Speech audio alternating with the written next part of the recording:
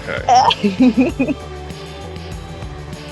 I'm going to show you an image of a Native American cultural site in the US, and you're going to have to tell me what site it is, and bonus points if you know what the site's history is.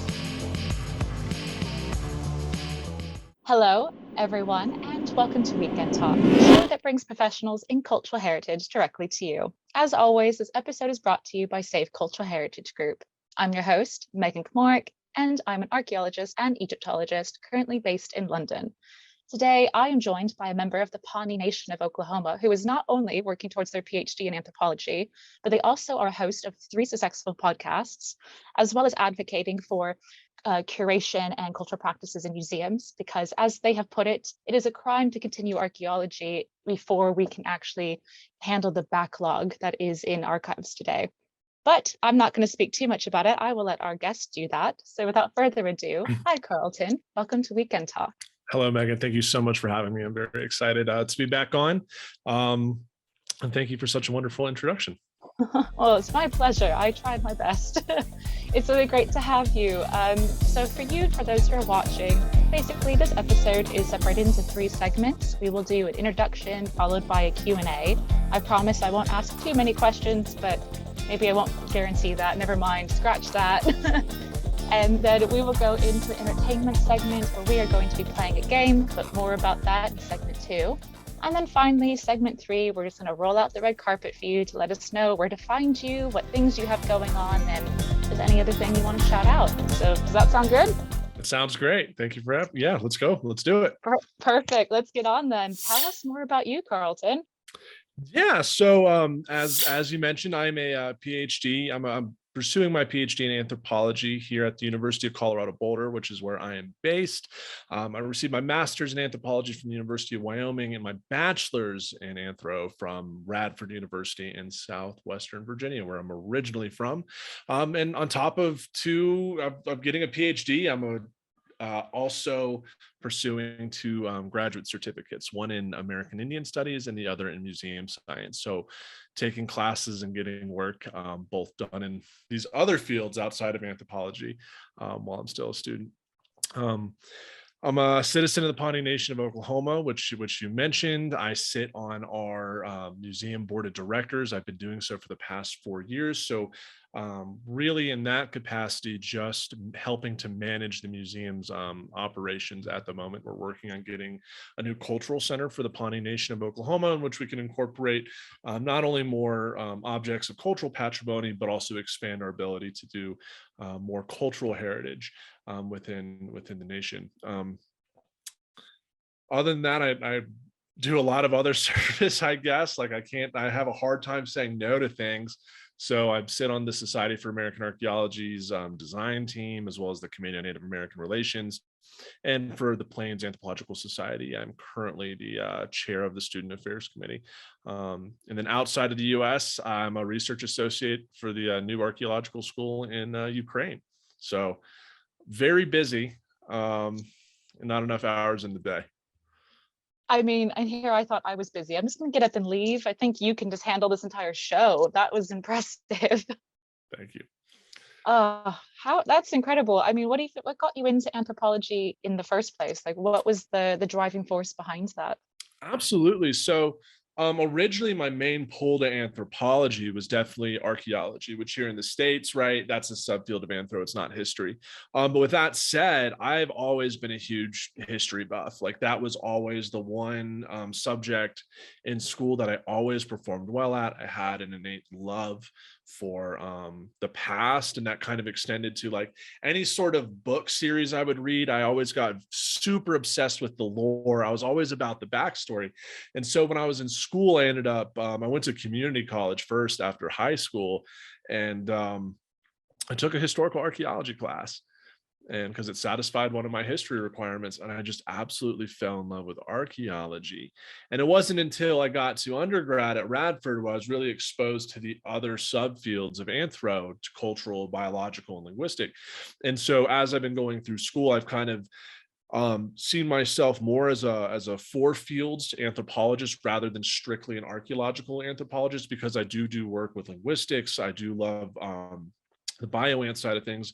And I've definitely done a lot more ethnography and doing more cultural anthropology as I've continued in my studies. So I kind of see myself as like more four fields at this moment, because the work I do with my nation is not just um, bounded by the by our material record, like I do with a lot of language work. And so like I've kind of really I have multiple hands in different jars trying to get the most that I can for the benefit of the Pawnee Nation of Oklahoma.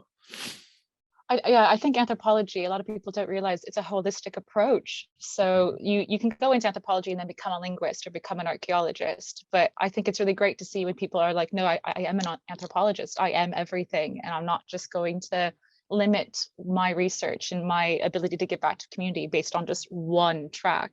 So it's Mhm. great to see that you've really been able to blend everything together. And you mentioned that you obviously do this a lot for the Pawnee Nation. Yeah. So how would being obviously a member of that community, how does it shape your research and how you approach the anthropological methods? Absolutely. So I grew up within the culture. Like this wasn't something I had at a conversation with like a crazy uncle who was like, "Oh, by the way, we're Indian." No, I grew up with this. This was part of my life growing up as a kid, going to different reservations and cultural events. And so I've always been surrounded by primarily the oral traditions or histories of the past that you couldn't find in books. This is just stuff that's shared within the tribe. So I grew up with that kind of like already knowing our history in a way. And when I really began my explorations in archaeology, like when I was a senior student in undergraduate, so my junior senior year, and kind of trying to tease these oral traditions out and try to like look in the archaeological record, no one had used oral traditions in the United States. It was still kind of new. Some people had been doing it, but it was still really looked down upon. That for some reason indigenous oral histories are not as valid as written European accounts, which always struck me because we know, especially in the Americas, the Spanish lied a lot. Just because they wrote it down did not mean it was true. So that was kind of interesting to me. I was like, wait, why are we? We know people lie. People are inherently, people lie. It doesn't matter if it's written or not. And there was kind of this Eurocentric viewpoint as to what qualified as valuable knowledge of the past. And so really getting into it, my first uh, synthesis of indigenous culture with the archaeological record was using the Pawnee specific oral traditions of population movement, migration, ethnogenesis, and use those as the baseline for my research approaches. That's what I challenged the archaeological record with, and had some I've been very successful at showing the correlations between the two, that the oral traditions can explain the archaeological record very well, in fact, and actually give a lot more of the why kind of answers than the where and when that the archaeology provides, right? So it was a really nice uh,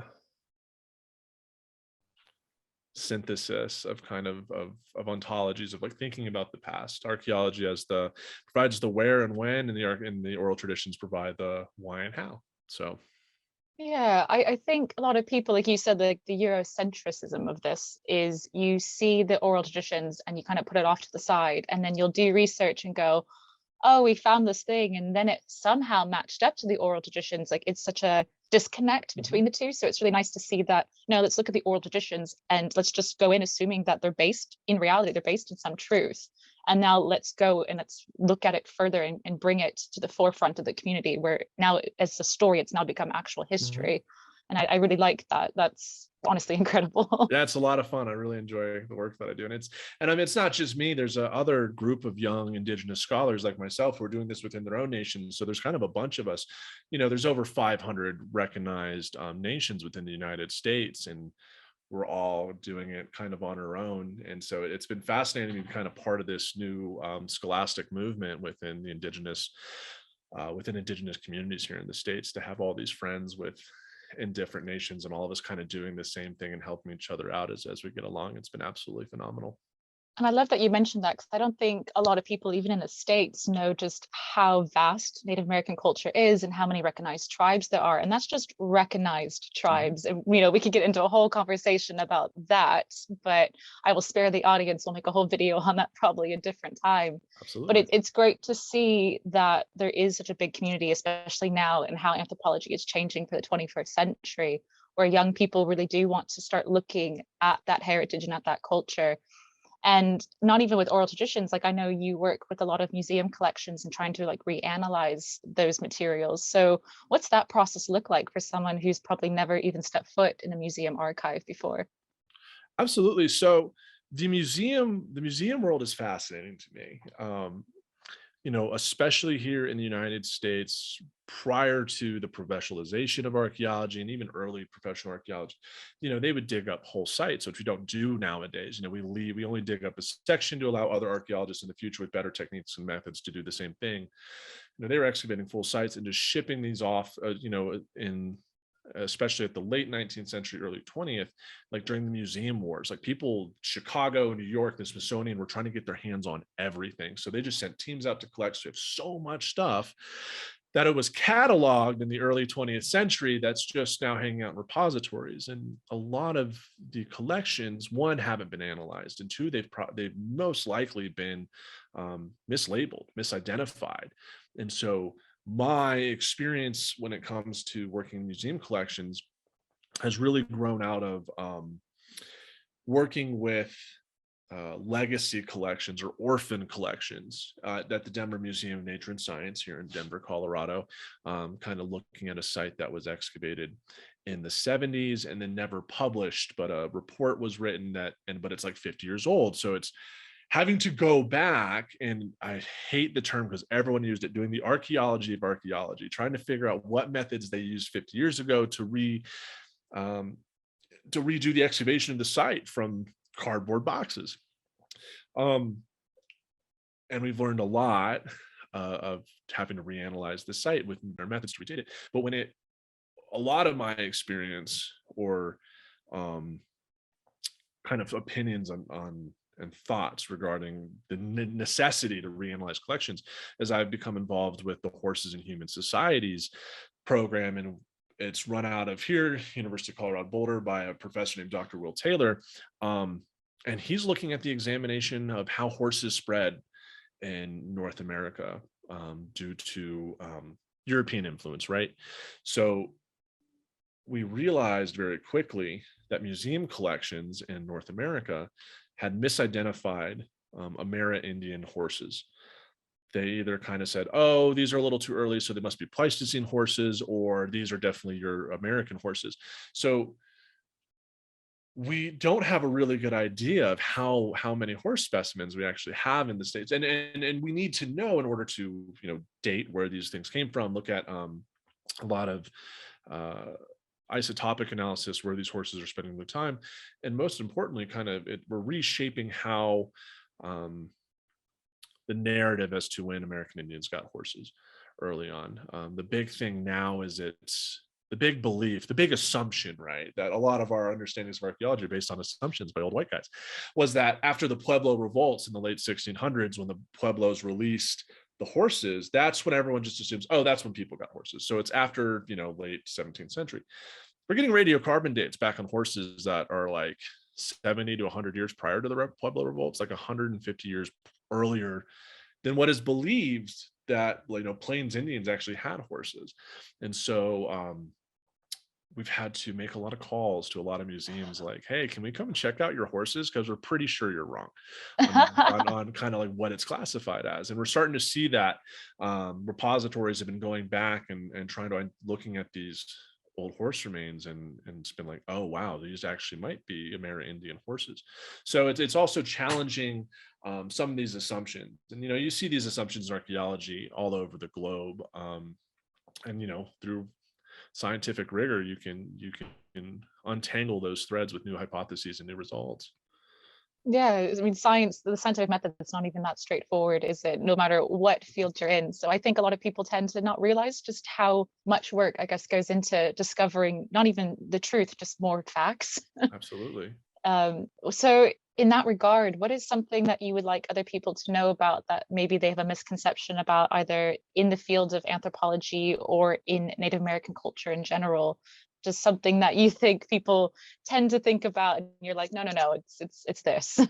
Yeah, and in terms of anthropology, I go with the museum side is really a kind of call to action to, you don't need to excavate. You can go to a museum and start looking at these old collections, because a lot of museums have more stuff than they know what to do with, and that needs to be reanalyzed. So part of our understanding of the past, we have so much stuff immediately available. And a lot of people assume that, that big assumption, right, that museums know what they have and it's firm. It's like, no, a lot of this stuff that they have in their possession has been unopened in 100 years, and we could really use some evaluation so we can kind of change these perspectives that we've had. As it comes to assumptions of North American Indians or American Indians in general, the indigenous here, we weren't stupid. I think a lot of people have this, they think, this kind of savage trope of like how primitive indigenous people were. And it's like, wait, we had trade systems that spanned from North to South America, very complex social structures, and we've seen a lot of innovative technological advancement here. We just didn't have gunpowder, right? or draft horses, so it's like, I just wish people would kind of learn more about the North American and South American past prior to European arrival. We have such, not even just the Inca, the Moche, the Zapotec, the Aztec, Maya, like we have so many really amazing cultures, and some complex ones that most people have no idea about. I think the big one is when I tell my students about the city of Cahokia, which had like 200,000 people outside of St. Louis. They're like, what? I'm like, yeah, it's the largest pyramids north of Mexico. And they're like, it's right off the interstate. And like, we've never heard anything about that. It's like, yeah, that's a problem. It was, I think, Yeah. larger than London at the time of its height in like 1100, like 1050. It was like larger than Paris and London. It's like, it was a huge population center that had outposts up into the Great Lakes. And it's like, people just don't know how complex and really rich the history is prior to Euro-Americans. So learn more. Yeah, exactly. I continue to learn more. Like I obviously I grew up in the States, so like I'm from Arizona and my mom Oh, is from Illinois, and she didn't even know about the sites in her own backyard. And when she moved to Arizona and had me, she actually started looking more into it because my dad is Central American. And she was like, well, I guess we actually need to learn about this history because here we are, we're immersed in it. And it was really nice to see my mother, who obviously as an adult, you're thinking as a kid going, oh, they know everything. And clearly we don't know everything growing up in the States, even though it can be just off the interstate in your own garden, per se. absolutely. Yeah, that's incredible. I think you're really going to like the game I made then, because Excellent. it's going to show people just how not primitive Native American culture really is. So I think we're going to have a good time with this I'm one. looking forward to it. So obviously you do so much in the States revolving around Native American communities and research and museums. So how did you find yourself working in the Ukraine? Yes. So I wanted, working in the United States on American Indian cultures, I'd always kind of found myself, my attitude towards the archaeological record here is different than some of my non-Indigenous colleagues. So I wanted to challenge myself. I wanted to work on an archaeological record that I didn't feel kinship to. My mom, I mean, clearly from the blue eyes and light skin, my mom is of Northern European origin. So my middle name is Quinn. So very Irish, and German. And so I kind of looked around one summer after my first year of my PhD. I wanted to work in Europe, Eastern Europe. And so I ended up getting in contact with some folks out of Odessa, the University in Odessa. And they let me come, and I just, there was no strings attached. So like, if you can pay your way out here and feed yourself, come work with us. We know some English. And so I did. I just showed up to work. I didn't show up as like a PI or anything. I just showed up as another shovel bomb. And I'm working with all these Ukrainian kids. Like, what is this like 20-something-year-old American doing? Just like wielding a shovel, moving the wheelbarrow. Like, I was just one of them. And I ended up just getting along with them very well. They invited me out to another site. The first site we worked at was in Zavalia, and then we moved to Zaporizhia, which is the home of the Cossacks, after a quick little 3-day vacation in Kiev, which was phenomenal. And I just kind of got to learn the Ukrainian record and work with these guys. And I noticed it just out of happenstance, the records that we were working on were extraordinarily analogous to the Central Plains where I work. Like when I was looking out the bus, other than like the deteriorating Soviet architecture, I was like, wow, this looks a lot like Nebraska. And sure enough, that part of Ukraine, Ukraine itself is a breadbasket. Climate and river systems that we see in the central United States. And so working on some of these early farmers that were introduced to Eastern Europe, we were working on like the easternmost LBK site. I just kind of Forrest Gumped myself into an archaeological record that was extraordinarily similar to what I was working out in the Great Plains. And we just hadn't, those two communities just don't talk. And so kind of sharing the literature, how are they looking at how river systems were used for the introduction of all these agricultural goods, and kind of comparing it. They used to tease me because like, oh yes, this is, 7,000 years ago. Like when did the Neolithic happen in the Central Plains? I'm like, oh, like 1100, like 1100 BC, that's late. I'm like, no, 1100 AD, like 900 years ago. They're like, what? And so it's like this really fun experience. And so they ended up, I haven't been able to go back because of COVID, but I've been still in contact with my colleagues in Ukraine, and we're really trying to develop more international collaboration between the United States Great Plains and Canadian Great Plains with Eastern Europe, because I think there's a lot for so much that we can learn from each other, not only in the literature, but just in working together.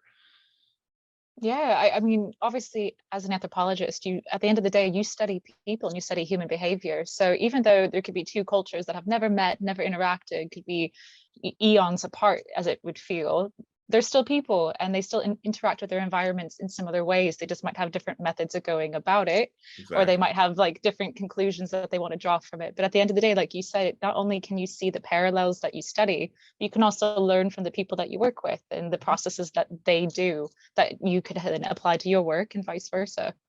Absolutely. And it was just fascinating, um, most Americans in the States, right, they have no affiliation or affinity towards the indigenous record. But to be in Ukraine, which has a very well-known written record, we know a lot about European history, right? It's well understood across the globe. It didn't matter if we were working with Scythians, LBK, or whoever, they were still Ukrainian, so there was that kind of nationalist idea of their past that needed to be protected, that I like wish desperately we could have in the United States, where it's like all this needs to be protected, um, and a respect for it, which they had. Like it was just phenomenal to be a part of. Yeah, I think it's incredible. So obviously, like you said, like we wish that more Americans had this desire to have an affiliation with a culture that they may not be a part of. Mhm. So if anyone had the opportunity to, let's say, go to a indigenous site or a museum, what sites and museums would you recommend people go to? I think the major ones that people will want to go to, which are absolutely important, are of course the ones that have masonry or architecture: Cahokia, Mesa Verde, Chaco, Fort Ancient. Like a lot of the mound sites, a lot of the Pueblo sites, which are all around the same, most are around the same period, because those do have not only things to really look at, right? The architecture, but they do have interpretive centers. And I know some of them might be a little dated, but in comparison to going to maybe like a village site, it's not going to have that same care towards interpretation. So for people in the States, just look up, what's in your state, what's on the historic registry, um, to go learn. So, that would be my recommendation. Excellent. I like it. Hopefully people can go find those resources and get out eventually once COVID's no longer being so much fun for all of us. Yes, so much fun. I guess my last question, because we have been in this pandemic for a while now, how has museum work or museum interactions with the public been affected? And how would you suggest museums kind of tackle this inability to host people in person sometimes? Absolutely. So during really COVID, I was working for, I was affiliated with the CU Museum of Natural History, University of Colorado Museum of Natural History, and completely closed. So we went online and we made online exhibits. That was one way that we tackled it to keep traffic to the museum. So that involved a new exhibit and a virtual exhibit on horses.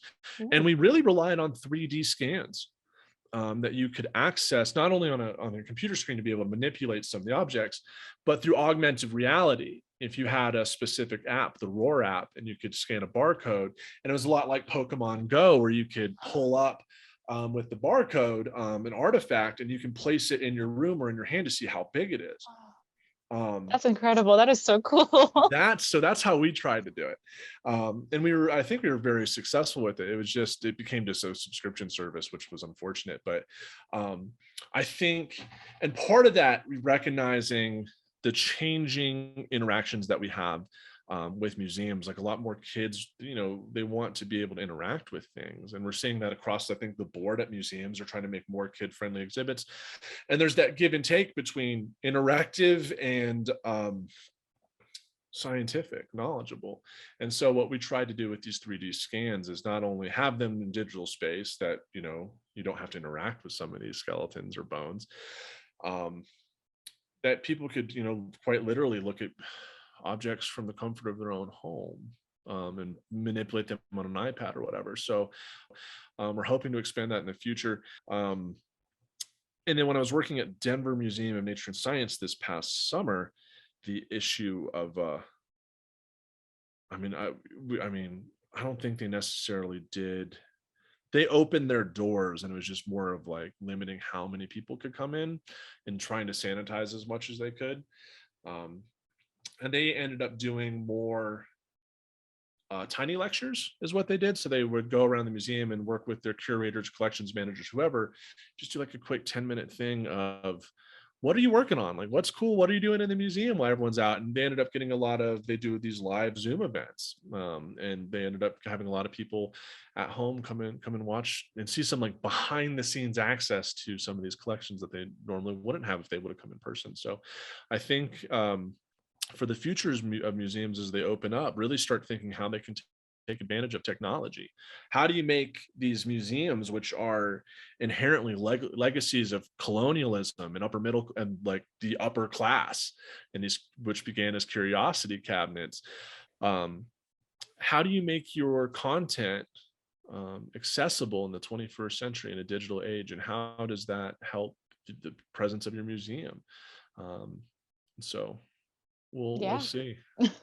Well, I think that was a great way to segment into what we're going to be doing next. Basically, in segment 2, we're going to play a game that I think is going to help a lot of people see sites that they would not be able to actually see, because obviously the states are huge. Not everyone can travel, especially now, and our audience is international. So this might get people to actually want to travel and go see places. So I think that's a great way to segment into it. So, you excited? I'm very excited. Perfect. Okay, so we have a game for you, and I think you're going to like it.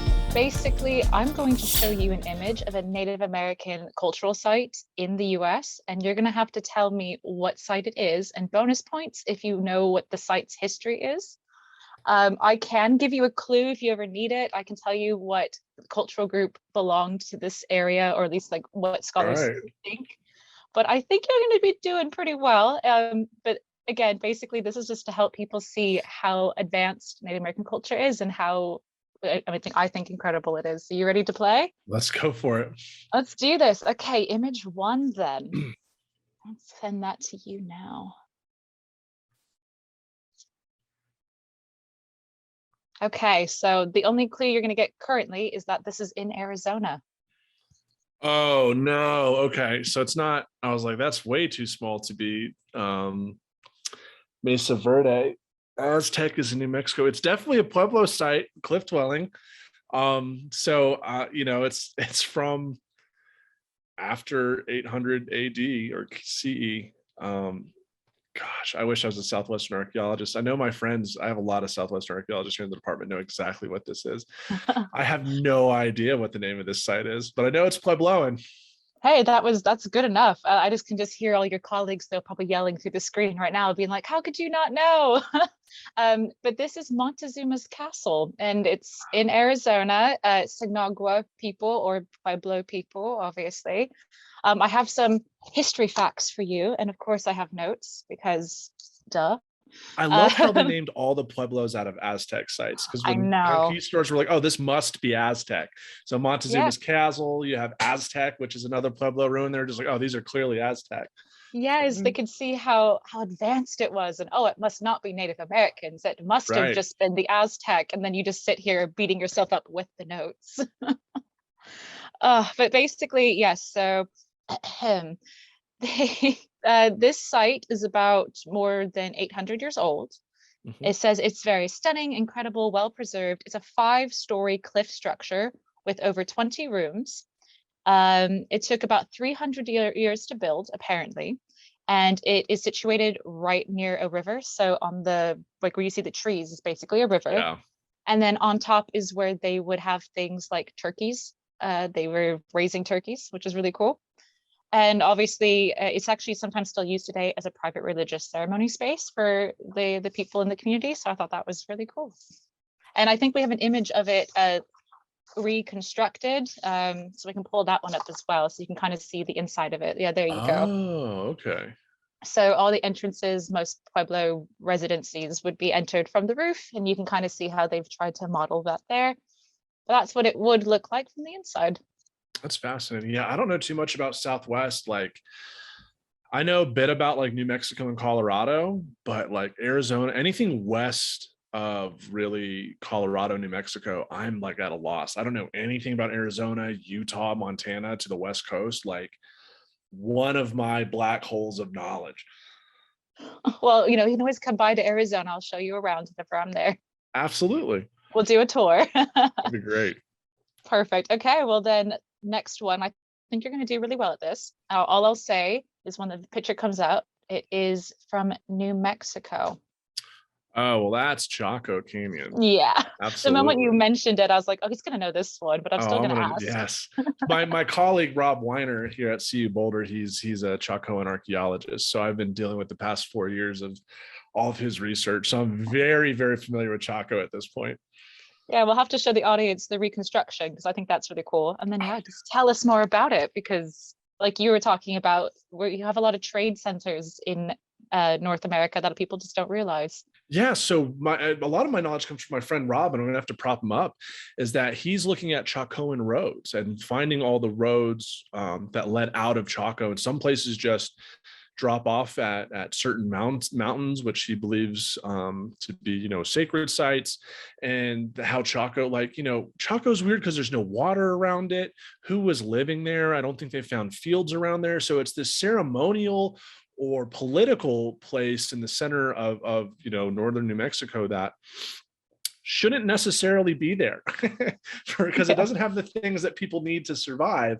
Yet it's there, and I think there was like 5 or 6 different structural phases where they kept building onto it, and a bunch of different kivas. Yeah, it's a fascinating site. Yeah, apparently it includes 15 sandstone complexes with up to 700 rooms each. The place is massive. Yeah. Yeah, I think it's just a power move. Like you said, they really shouldn't have been able to build there or live there. So, of course, to be able to create a site like that definitely goes to show, no, we're incredible. We're going to make this work. And I think it's the power there was matrilineal, is my Yeah. understanding of some of the genetic data that was done, is that they all show mitochondrial DNA between generations, which would be passed on through the matrilineal line. So Yeah. fascinating place. It's incredible. That's why I was like, oh, you're going to love this one. Of course, you're going to know. All right, then we're going to move on to the next one then. Pull that up for you. And the only clue I'll give you, it's in Iowa. Oh, no. Okay. So it's not effigy mounds. It is actually It effigy is mounds. effigy mounds. Yeah, it's a very interesting way to view it, but yeah, it is. It's the Where's the progression of snake? bears. Or is So it? the snake is on the next image that you're gonna get to guess, but that one technically is a different little area. Yeah. I've never seen this photo of it before. You're finding some really interesting photos. I love to research online, so this is what I do for my fun time. Yeah, so this was they just call them the effigy mound builders, the people that created this, because to this day we still don't know necessarily who is responsible for it. It is said that there are more than 15 modern day tribes that do pay homage to the site and have some sort of affiliation with it. But of course, again, we still don't know like what the original culture would be. It says there's about 200 mounds, which were built over thousands of years in a variety of shapes. And as you can see here, you have the procession of bears, and then you have some birds as well intertwined, which is really cool. Theories surrounding the function of the site include a burial site, because human remains have been uncovered here. They could also be territorial markers, and according to their descendants, might have served as a ceremonial and sacred space. Yeah. Yeah. So you brought up a really good point about 15 tribes showing descendancy with that. And a lot of people, for some reason, when they think of Native American tribes, they think that they've stood as the same social unit through time. And I always challenge people. It's like, well, how would you describe an English person? Like, what's their background? It's like, well, it's a mix of Celtic, Roman, Saxon, Norman. Like, there's so much melting pot that goes into it that, of course, places like effigy mounds and places in the past, they're going to have multiple descendants. People change through time. That's part of human nature. So it's like, okay, if 15 people claim ancestry to it, because of course they probably all came out of that group at some point or had affiliation with that group at some point, and they've just marched on through time. Exactly. It's nothing crazy to think that there's so many people after so many years that could have the exact same starting point, let's say, or have this exact same interactions. Especially in Western culture, when everyone props up Rome, like everyone loves Rome because they see it as part of their past. And it's like, are you Italian?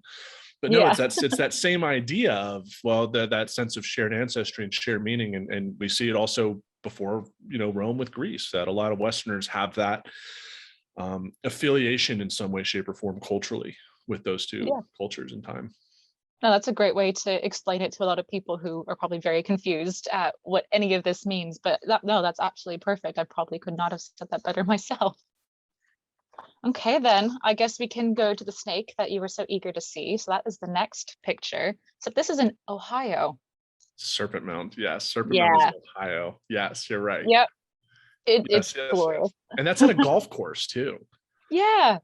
I wish I could just want a replica of that for a golf course. I could mini golf on that. That'd be kind of cool. Yeah, that would be fun. A little replica of it. Yeah. Yeah. So I don't know how old it is, but I know it's been in the news recently because a bunch of Christians are trying to get it bulldozed, and they're, calling Native Americans pagans and stuff like that. I think that was within the past year, trying to get rid of Serpent Mound. Yeah. But it's part of like a whole, it's either next to or on a golf course itself. And there's a couple other effigies around there with all kind of these elaborate earthen mound structures. Yeah. Crazy, even today, like it's still, so you can definitely tell it's a snake. It's Yeah. fascinating. It's one of those things you're like, yeah, 100%, no question about it. And it's interesting. So like I have so many notes here, but unlike the previous mounds that we were talking about, there hasn't been any burials uncovered here. So we can't necessarily say that it's a burial site. But this site the snake alone is 1,348 feet long, about 411 meters. Mm-hmm. It's a shaped earthwork. It was actually built on an asteroid impact crater, which I found very interesting. And there hasn't really been any artifacts actually found at the site to indicate who built it or what it was used for. But some archaeologists believe that Serpent Mound was made by people of the Adena culture sometime between 800 BCE and 100 CE, because two Adena burial mounds are just like nearby, just the association with it. And in 1991, an excavation of the mounds turned up charcoal bits and were dated to a period between 1025 and 1215 CE. So it could also be the Fort Ancient culture, who is still present today in Ohio, but we have no idea. Yeah, people could have been using this place over the course of thousands of years. Like, who knows? Yeah, that's why I was just like, it's a lot of notes because it is such a mystery still. And I think it's nice to know that no matter how much we study, I think even if we feel like we know everything, there's still going to be something we don't know. Yeah. This was when I first went to grad school. The first semester I was back home. I was in West Virginia with my parents, and I was at a Christmas party. And this was my first real experience with someone who wasn't an archaeologist trying to tell me about archaeology and tell me I was wrong. And I've never forgotten that, because like, have you seen these? I'm like, oh yeah, I'm pretty sure it's like Fort Ancient, Adena. We have a pretty good idea of who did it. He's like, no, we don't. Like, I went there. They have no idea who did it. And I was just like, okay, what do? You're a programmer? I know a little bit about coding. He's like, no, you don't. I'm like, all right. So let's break down that hypocrisy real quick. So I'll never forget it, and it's directly associated with this little place. So fun Yeah. fact. Sorry. No, I love it. We had a previous episode where we debunked ancient aliens, and I almost put this image in that one as well, but I was like, no, I need to save it. But yeah, there's so many people who think that they know what this was, and yet they're the furthest from ever studying it in the first place. Absolutely. Everyone knows something about history and archaeology. Oh, of course. That's why we all don't need degrees for it at all. Exactly. Okay, perfect. Okay, we're going to move on then to the next one. It's in Illinois. This is the one that my mother had no clue about, and she really should have. That would be Monk's Mound in Yeah, Cahokia. yep. It is basically like what we consider the largest pyramid in North America, air quote, air quote. But we have a reconstruction of it, which I think is really cool. We can show a picture of that. Yeah, that's Yes. incredible. And again, a bunch of notes because a lot of people don't know about it unless you want to talk about it, because Yeah, you'll be able to cover all of this.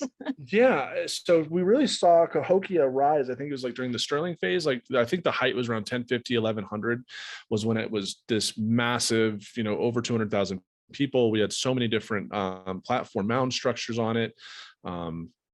Platform. These are earthen pyramids, of course, huge courtyard. To the east of that photo would be an uncovered lunar calendar that they just come across. It's right across the river. It's underneath East St. Louis. And so there's a lot of great photos of on top of Monk's Mound of people looking west and seeing the St. Louis Arch. And, these guys had literal forts up in the Great Lakes in like Minnesota and Michigan, and they're clearly Cahokian, although they're completely surrounded by battlements, so I guess they weren't getting along with the indigenous people up there. And then it depopulates by 1200, and people kind of go everywhere, and a big part of my research is trying to identify whether Northern Caddoans like the Pawnees, Arikaras, and Wichitas were part of this multi-ethnic neighborhood coming out of the Missouri River, which is just up the river from the Mississippi here, within viewing distance. And so there's a bunch of different nations today that have ancestry to Cahokia. I do believe the Osage are one of them, and they kind of run, or is it the Choctaw? Anyways, there's a bunch of tribes in the Deep South or the American Bottom that claim ancestry. Gorgeous cultural center there. One of the best interpretive centers I've probably ever seen. It's really well done.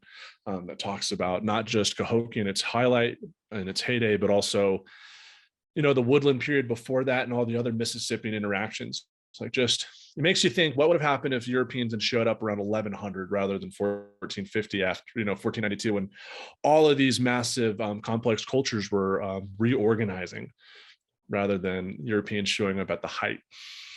Yeah. I think I've asked so many people about that because they just assume that, oh no, we, like us Western people, conquered because that is just our divine right, and if they wanted to protect it they should have. And I was like, well, you should have seen them at their height too. You guys just kind of came in at maybe not the best time, and then we're dicks about it. So the best time for Europeans, not the best time for the indigenous. Yeah. Exactly. So I'm like, oh goodness. But I think this is a great example. Like, it goes to show people that are watching this currently just how vast all these city centers are. And I don't think a lot of people are even aware that something like this exists. Yeah, and every time they do, like another suburb pops up, they're finding more and more of Cahokia. So it just keeps expanding with every Could you time. imagine like the entire US is just all Cahokia? Oh, that would be fantastic. That would be kind of cool. Just like a huge, really yeah. Cool. I'd be like, oh, we just found another one. It's just going to keep going down the coast. Absolutely. Okay, well, you did really well on that one. I'm going to go to the next one. We're back in Arizona again, so I know this is a bit tricky, but I have faith that you can have some ideas. And if not, you can at least go, that's a nice site. It's later than Montezumas Castle. Yeah. Yeah. So this is like more typical after cliff dwelling Puebloan architecture. I know that much. Is this in eastern Arizona? I believe so. Yes. Yeah. Yeah. So this is like this. I mean, imagine it's ancestral Hopi in particular. Yeah. So it has like, oh gosh, the Mongo, yeah. But it is known like by the Apache, by the Hopi. It is just like on that border. So if you kind of know where Arizona is and you know where New Mexico is, Yeah, it hangs Mogollon, is right that what there. it is? Yeah, I think so. Yeah. Yeah. That I sounds have right. no idea what the site is, but I know the cultural group. Like I know Yeah, what culture this belongs to. I just don't know the site. it's called the Kanishba Ruins, apparently. Long known to the Apache people of the region and alleged to have been visited by conquistadors. It's a 600-room pueblo, and it was composed of 9 major building mounds. And you can see like this is the general reconstruction of it. All masonry room blocks, some of which were originally 3 stories tall. So this was again just one of those giant city centers where you're going to have a lot of people living in multi-story buildings. And at its peak, it may have housed up to 1,500 people, which is kind of cool. That's amazing. That's pretty Yeah. intense. And then because of like the weather there, the construction of it is double walled, so it's really great for insulation because it is very hot there. Yes, it is. Yeah. Well, you did it. You survived our game. I did. I thought I was going to miss a lot more. Those 2 Arizona ones, those caught me off guard. Well, now you know where you got to study up a little bit. I do. But of course, as a native Arizonan, I just had to. Of course. No, thank you so much for that. So yeah, all that is left now for us is to roll out the red carpet for you. Let us know where to find you, what projects you have coming up, and anything else you want to shout out. Absolutely. So you can find me on Instagram and Twitter. Twitter, it's at Pawnee Archeo, but Pawnee is spelled Pani and then Archeo. And Instagram is Pawnee Archaeologist. And then, listen to my podcast. It's rather popular, which is more and more surprising every time we get a new episode report. A Life in Ruins podcast. You can find that anywhere where you listen to podcasts. And I also have 2 others, Museum Unlocked, which investigates the careers of museum staff, and Site Bites. And that one, we actually talked a lot about Chaco. That was the first season, was on Chaco Canyon. So 3 podcasts. Please go listen, like, and subscribe those. Let us know if how you like them. And then, feel free to hit me up on social media. And I'm more than happy to talk with folks. That's one of my favorite parts of the job, is a lot of science communication, public outreach. So thank you so much for having me.